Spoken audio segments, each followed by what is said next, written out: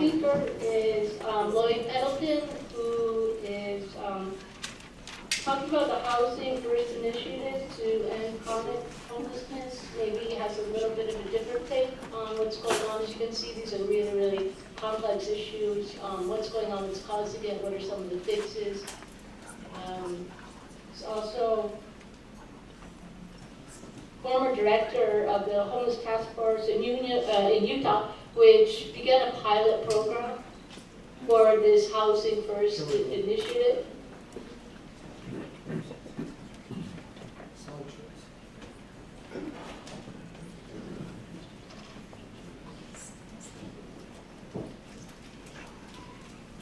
Am I on? Yeah, you're right. Oh, good. Yeah, you're good. You're done. Yes. First of all, thank you for being here. There's political leaders, I understand it, that you all lead. Okay, all the political leaders, why don't you please stand? You are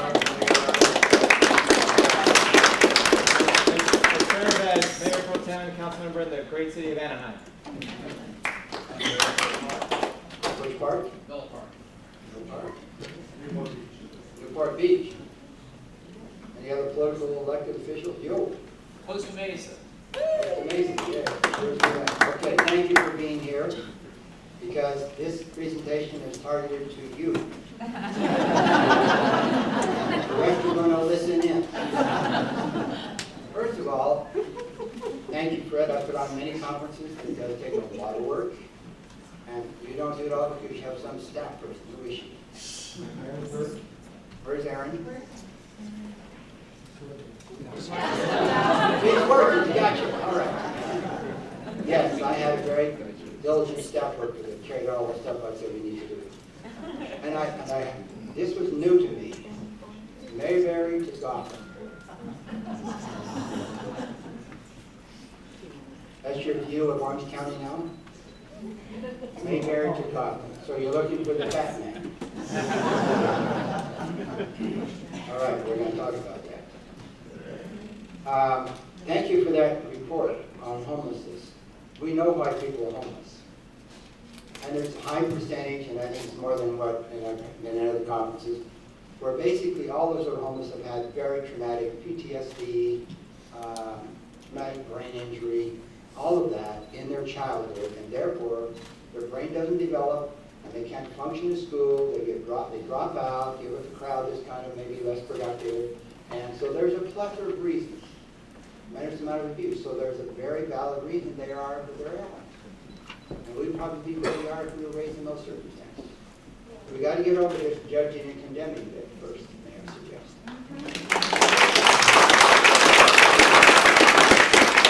They are our homeless citizens.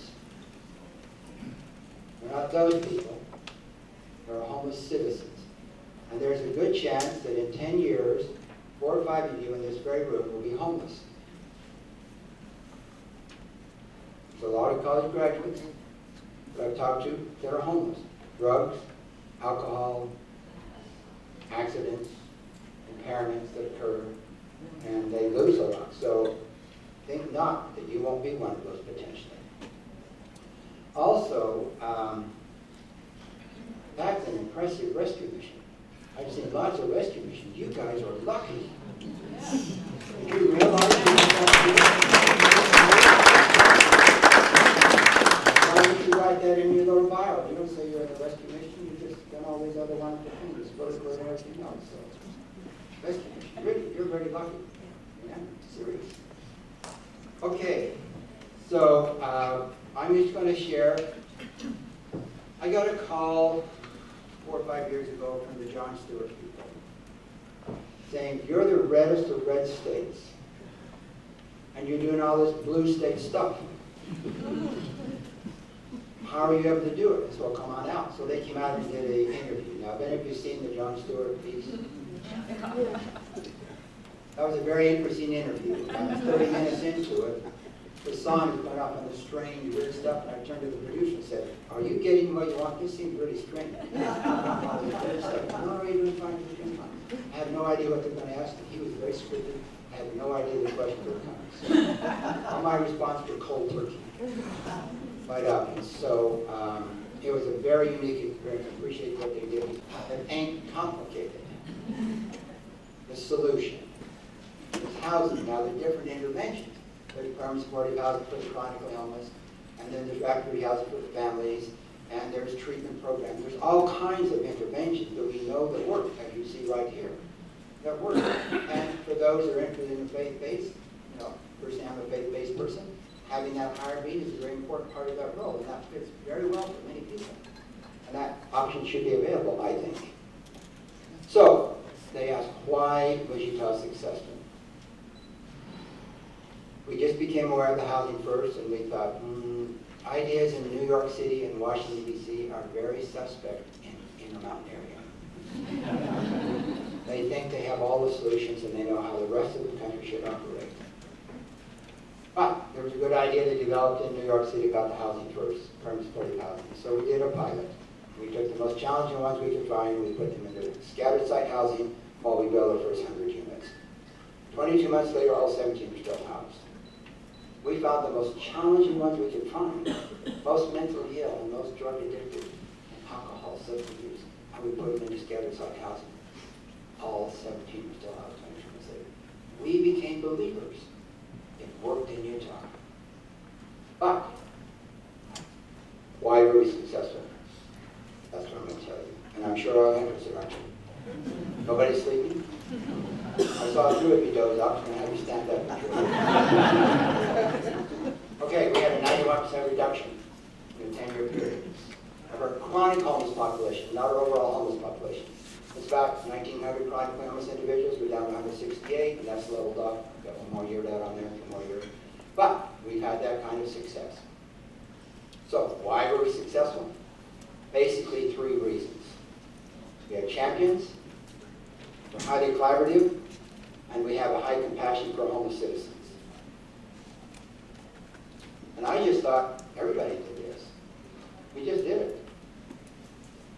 And then I've had the opportunity to travel around the country and meet with lots and lots of people and lots of political leaders and dig into and ask questions. And I'm quite stunned how few champions there are around this issue at a high enough level to make it happen.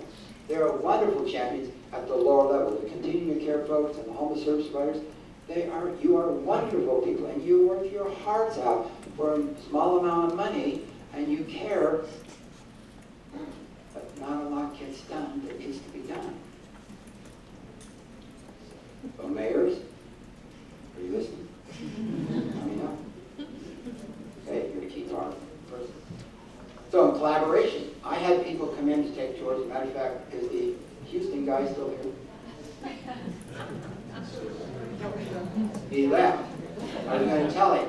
Neil Radcliffe, who basically, the mayor was very much involved, but the guy who led it, Neil Radcliffe, came to Utah about 6 years ago, about 4 different tours in over about a year and 2 year period. Leaders, pastors, everything else. They came in to see how we did it, and then they went back and put in place the system. You do learn from one another. So yes, Houston's done some great things. They came and saw how we were doing it. So come up and see us if you're interested. And compassion. Do you really care for your homeless citizens? Or do you marginalize them and point to them and isolate and drive by and say, somebody ought to do something? When you meet somebody eyeball to eyeball, and you feed them a meal and you hear their story, you learn they're a child, a son or a daughter, or a mother or father, or a brother or sister, and you know what? It may even be one of your relatives. How many in here have a relative that has a substance abuse issue that has been or is homeless? Yeah, look. But you have a different feeling for homeless citizens, don't you? It brings tears to your eyes. You had to kick them out of your home because they're so disruptive. Because they couldn't be there influencing their children. And that kind of behavior. And you prayed and wished that somebody would reach out and bring love and caring to them. That's who we are. You have the resources, the energy, the vision, and the capacity to reach out and be that caring parent for that person that they had to kick out because those things were so destructive in that house. Compassion becomes important. So, every now and then you go to a conference, you read a book that has a huge paradigm shift in how you view the world. I went to a conference in May of 2003, Rensselaerville, New York, by Albany. See, having a paradigm shift, I had a paradigm shift that occurred to me a few years ago. It was out in my backyard, working away. My neighbor was out weed whacking his grass that had grown up, and he had his headphones on, and his cat followed him out, and he crouched down on the grass out in front of him. He went along, he tripped over this little stump, and his weed whacker went over and cut off the cat's tail. Startled him, he put down the weed whacker, took off his headphones, and went over, picked up the tail, went over, got the cat that ran in the corner, and put his handkerchief on the stubby tail. And he came over to me and said, "Lloyd, would you take me down to Walmart?" I said, "Why Walmart? There's an animal hospital on the way." He said, "Well, why not Walmart? It's the world's largest retailer." Fell for that one.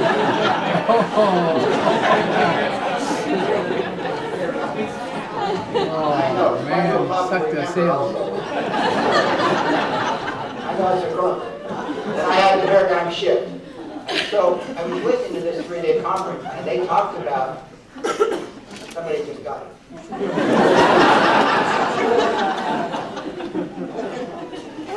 They talked about champions. They had observed these projects were being done all across many cities, about the same size, same amount of money. Some were successful and some were not. So they did a study to say, what is the difference between a successful program and a non-successful program that's doing the same kind of thing in the same amount of money, just in a different city. And what they found was the difference was a champion. Not only was there a champion that had interest in this, but they had certain characteristics. And as we went through that in that conference, I felt those things fit me. But when I had the opportunity to be loaned out from the LDS Church to the state of Utah to develop a 10-year plan to lead the effort, I went around the state looking for these people that had these characteristics that then I could educate them and get them into the homeless discussion and the leadership. Because we did this on a statewide basis, and I worked with political leaders all over the state, mayors and county commissioners. We call them county commissioners, not supervisors. And so, and the other thing is, political leaders turn over. So you need to have a constant message, constant messenger, and that was me for 13 years. So as political leaders turned over, governors turned over, lieutenant governors turned over, we had the same message all the time. So we had continuity. That became very important. So here are the characteristics. They have energy.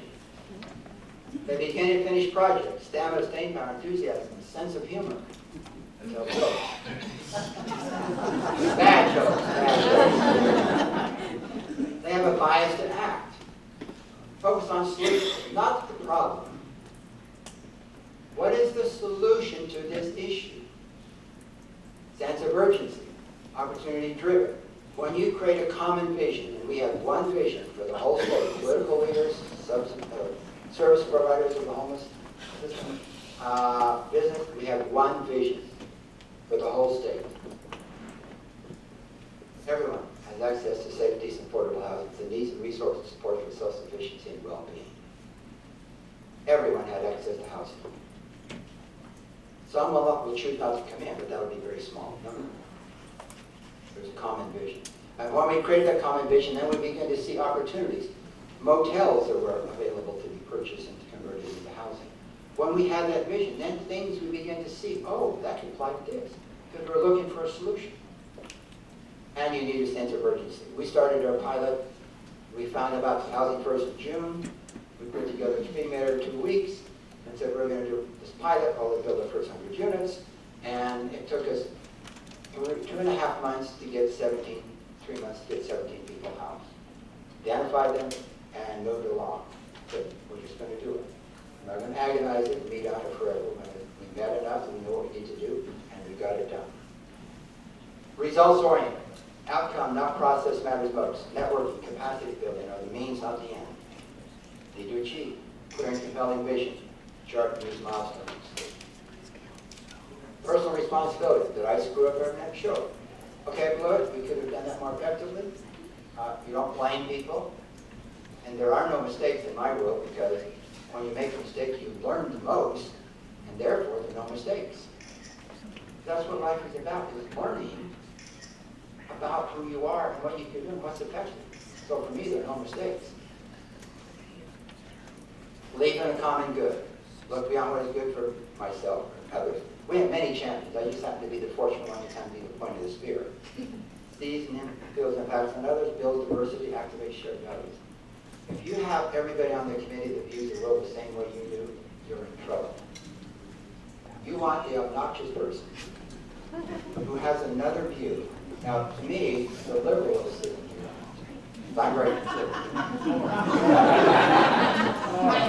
The lady from New York. Laura, where is she? Laura? Laura. Now, her view of the world is very different than mine. I would put her on my committee in a heartbeat. Why? It's a different point of view, and it's a very valid point of view. I may not agree with most of it, but it's a very valid point of view. And it will cause me and others to think more holistically and realistically about the solution to the problem. Put them on your committees for diversity. Yes, we're all white, male. Oh. Right. Diversity is important, isn't it? Yes. And activate shared values. Because Laura cares, I care, we all care. It's just how we care that's the problem. When I was a kid, there was you lazy bums, get a job, and all this stuff like that. That was my way of caring. That was very effective. And giving clean needles and condoms to the prostitutes and drug addicts, I thought the stupidest idea that you could ever come up with. Just tell them to stop. That was my solution. It took me a while to realize that developing a relationship with them through clean needles and condoms was the means and for their doing that.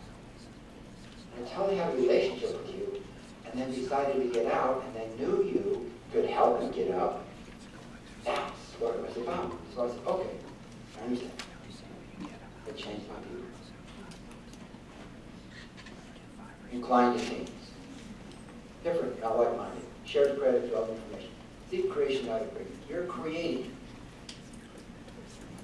You take a look at it, and then you move forward. You make a decision, move forward. Okay, so champions become key. So you political leaders are very, very important. Now, one of the problems you have in California, I heard there, I've spoken to many cities across the state, you have a weak mayor system. You know what that means? Political science? What does it mean?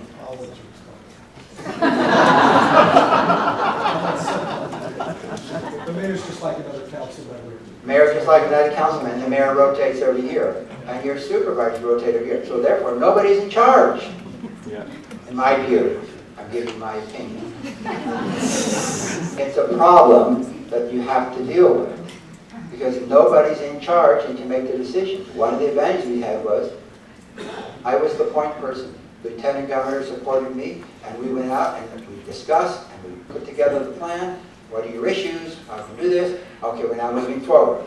Thank you for your input. We're going to move this way. Come along.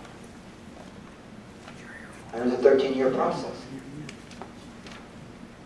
So, who is your champion? You are so lucky, I think. Your Batman showed up. But Judge, he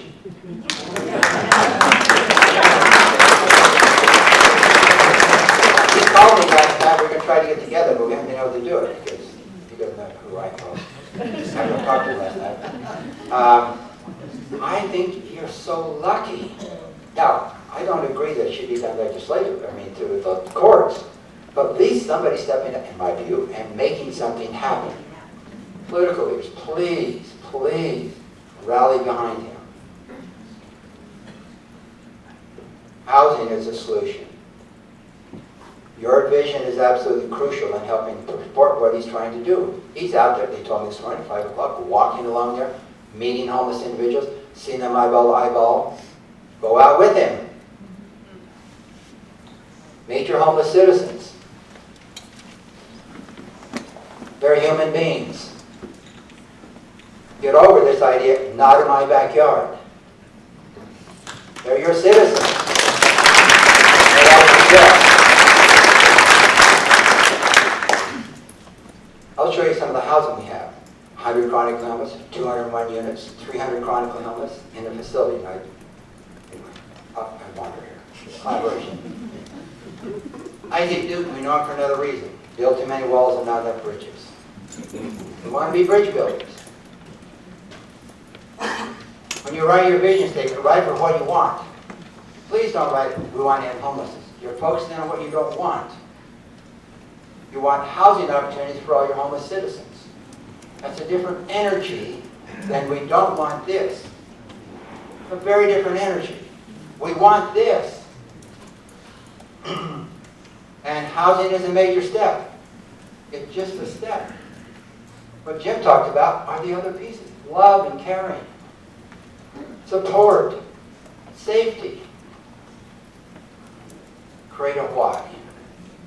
I see our homeless citizens as truly my brother and sister. Truly my brother and sister. Spiritually. I mean, I'm remodeling house. I could be back there. I go around sharing ideas because I care. This is a calling to me, not a job. Wherever somebody comes and speaks, I will go and speak. Because it can be done. And have one vision to all work on. All 34 cities and the county, you have one vision. You all rally around it. You mentioned this is Utah's vision. Chronic homeless was our first mission we worked on. We brought in 2010 veterans, basically all of those are housed, that are going to housing. Stakeholders, champions, funders, business leaders, homeless service providers, citizens, advocates, police, public safety, faith-based, all of those become part of your solution. And you need a committee above the silos. We have a state homeless coordinating committee which I served on for 10 years, 12 years. When we started the 10-year plan, I went back to the governor and said, we now need to change the membership of that committee. Your Senate governor needs to chair it, and your cabinet level people need to sit on it. And then we brought in business leaders, high enough level, and we changed it. She sent out an email and made it happen. And the big legislative thing, she just sent out an email and made it happen. And then we taught the new governors, new lieutenant governors, this is how it works. We just bought into it. This is how it works. Yeah. Yeah. So, no more than 15, but they're key mayors, supervisors, judge, in my opinion, whoever, that are a high enough level, you can change the system, and your medical people, they can change the system, within their silo, to align with the new vision statement you have. You only need to control about 30% of the funding to change your system. And that committee should have power and authority to approve funds. Not just make recommendations, but to approve funds for the effort. When your vision is crystal and clear, taking action happens naturally. So where there's no vision, people perish. Biblical term. You need a vision, a clear vision. If you have an earthquake here, it's a pretty clear vision what needs to be done. You have a disaster, a slow onset disaster occurring in your community, but it's not that big. Your chronics are 873. Your homeless are 4,723, whatever it is your point time count. It's not 135,000 in the state of California, or 55,000 in LA County. You have a number that you can do it. Really. Compassion. In everyone's life, at some time, the intellect goes down. Then bursts into flames. And encounters another human being. That's you. They're citizens of our community. They're suffering, in need of hope. They're a parent or brother or sister. We don't want to be like this guy.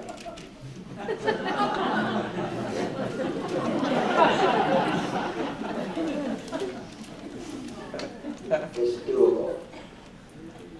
But without a champion, I see it won't be accomplished to the level it can be accomplished. Find that champion, and you have one that's being made and choosing to be made, which I'm excited for you. society. So thank you very much for the opportunity to come to share how much we do.